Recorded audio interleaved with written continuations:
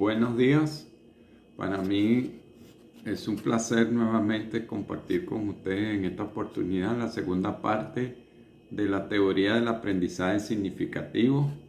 Me toca exponer los siguientes aspectos: fases del aprendizaje significativo, los organizadores previos, el rol del docente en el aprendizaje significativo, las estrategias del docente, las ventajas del aprendizaje significativo y un resumen.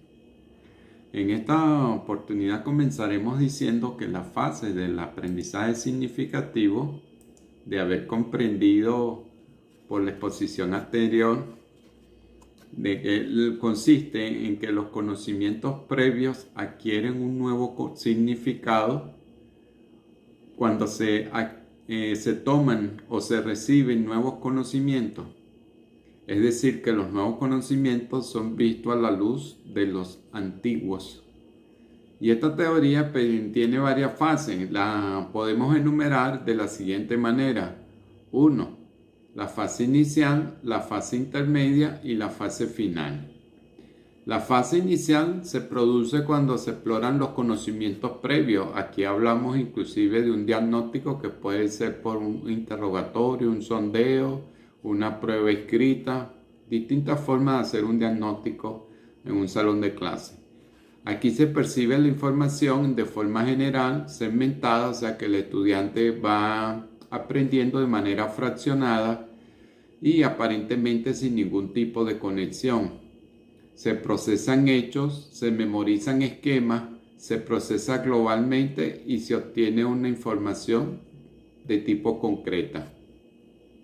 Luego viene una fase intermedia, que es donde se comienza a asimilar, es decir, a unir los viejos conocimientos que se traen, el conocimiento previo, con los nuevos, a relacionar y a organizar la nueva información que se está adquiriendo. Él analiza la información, o sea, el estudiante, y busca las estrategias para organizarla. Es decir, que allí es donde empieza el proceso de asociación. Establecer algunas relaciones y similitudes en las partes, lo que es la formación de estructuras, comprensión de contenido y conocimiento abstracto. Luego viene una fase que es la final, que es donde se integran definitivamente los conocimientos con una mayor solidez.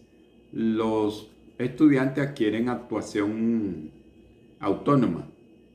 Los conocimientos de la estructura cognitiva se vinculan realmente y se representan por la integración y control automático.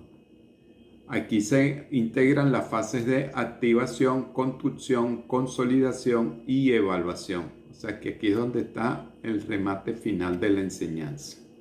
Viene luego un aspecto que se llama organizadores previos. ¿Qué son los organizadores previos? Los organizadores previos son materiales o informaciones que se dan a modo introductorio.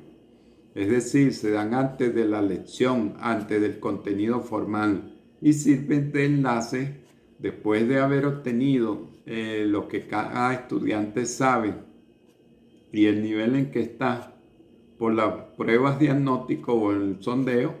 Entonces es como una lectura preliminar o una charla informativa, inductiva, para terminar de preparar al estudiante a que pueda recibir el nuevo contenido que está presentándose. Organizadores previos puede estar constituido por introducciones, por preguntas también. O sea, es lo que prepara al estudiante para recibir la nueva información que está pendiente. Es importante que el estudiante experimente todo el proceso de aprendizaje significativo, porque es la única manera que cuando él salga de una institución, sea básica, media o superior, él pueda utilizar ese contenido en el eslabón siguiente educativo, y no solamente en el eslabón siguiente, sino a lo largo de toda la vida. Tenemos ahora la categoría de los organizadores previos. Se dividen en comparativo y expositivo. Los organizadores previos comparativos Es cuando el docente estimula el recuerdo de los alumnos sobre conceptos que ya han sido aprendidos y lo hace traer a la memoria del estudiante que él lo recuerde porque son conceptos que se van a necesitar para la nueva clase. Es decir, como cuando un ejemplo en matemáticas se requiere que vas a ver logaritmos, entonces se le hace recordar un poco la potenciación al estudiante para empalmar contenido, porque obviamente si no sabe potenciación no va a entender logaritmo. Y así, bueno, con otras cosas que pueden en cualquier otra materia, su respectivo contenido. La categoría previa de los organizadores tal es positivo, y este se utiliza cuando el contenido es totalmente nuevo. Un ejemplo, una de las cosas de la matemática de cuarto año es que gran parte del contenido es nuevo para el estudiante, como el caso de progresiones aritméticas geométricas. Eso es totalmente nuevo para el estudiante. Entonces es difícil muchas veces plantearle ese nuevo contenido si no se debe hacer en seco. Hay que empezar a explicar un poco qué son las series, qué son los sumandos, qué son los elementos multiplicando, cómo se forman una serie, o sea, irlo llevando poco a poco, paso a paso, para que pueda captar el nuevo material. O sea, que hay que construir en este caso. ¿Cuál es el rol del docente en el aprendizaje significativo?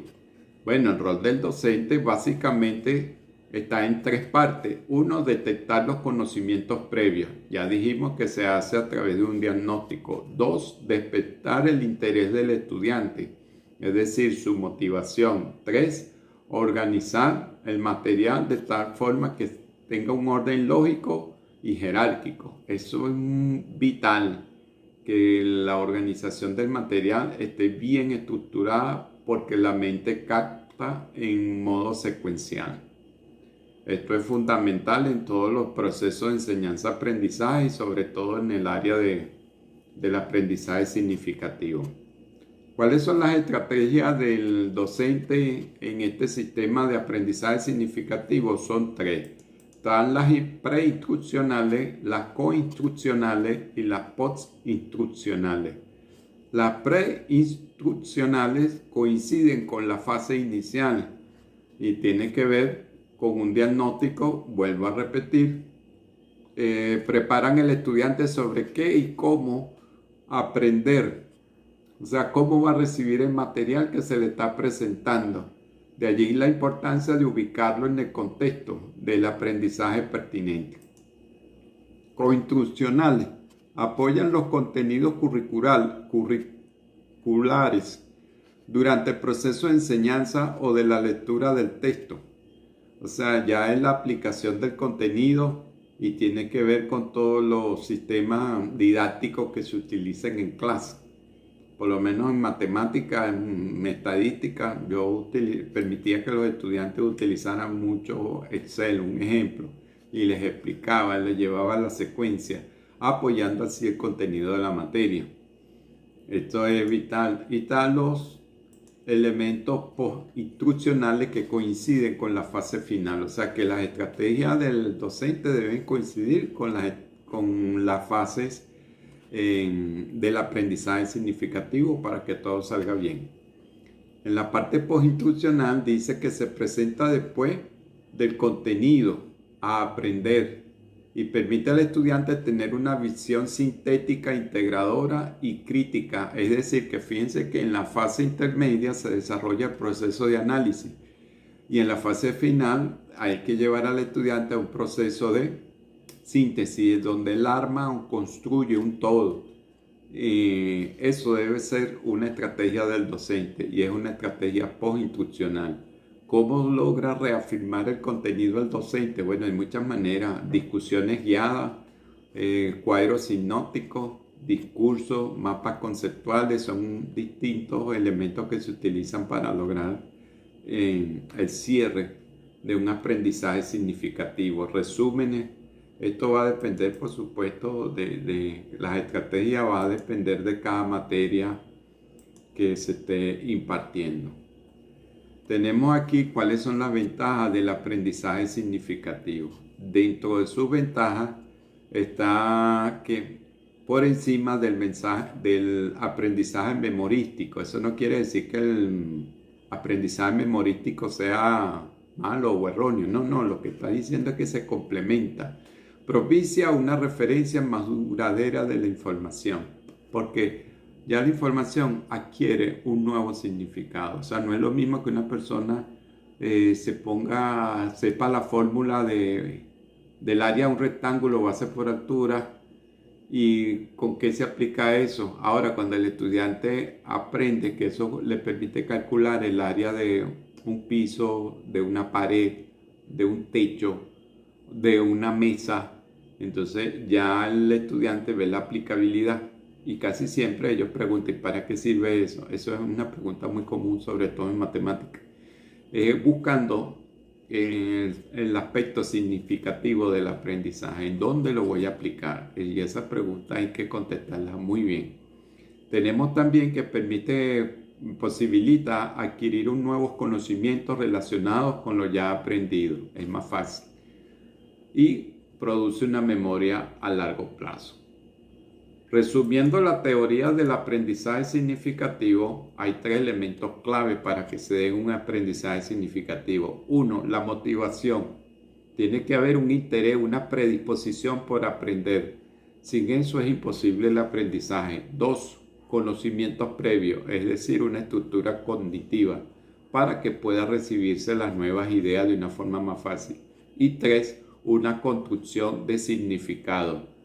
Es decir, que tanto el docente como el estudiante deben, en caso del docente, organizar el contenido de una forma clara y específica, es decir, lógica y jerárquica. Y en el caso del estudiante, tener una estructura cognitiva organizada, sino ayudarlo a ordenar sus conocimientos para que pueda recibir el nuevo contenido. Gracias por su atención y luego estaremos implementando una dinámica.